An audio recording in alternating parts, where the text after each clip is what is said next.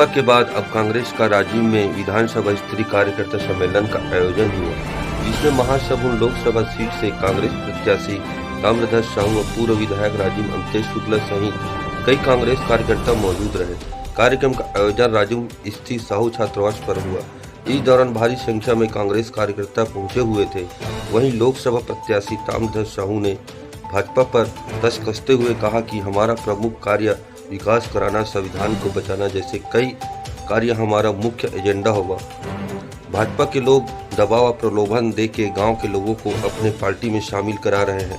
साथ ही ताम्रध्वज साहू कांग्रेस की जीत की दावा करते हुए नजर आए। इस बार के चुनाव में मुख्य एजेंडा यही है कि भारतवर्ष जो हमारा देश और यहाँ के विकास काम, संविधान को बचाना, संविधान की रक्षा करना, केंद्रीय एजेंसियों का जो दुरुपयोग हो रहा है उसको रोकना। कांग्रेस में कोई कमी नहीं है। बीजेपी के लोग दबाव दे करके प्रवेश करा रहे हैं। दुष्प्रचार करते हैं। कोई सरपंच है तो उसको बोलते हैं धारा 40 में हटा देंगे, ज्वाइन करो।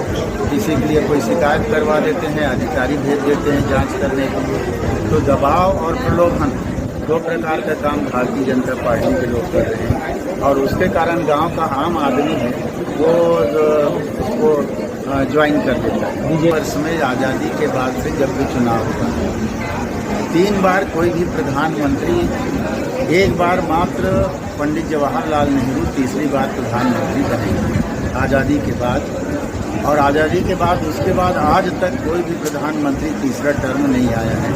2 टर्म में ख़त्म हो गए। कोई 2 साल, कोई 5 साल, कोई 7 साल, कोई 10 साल।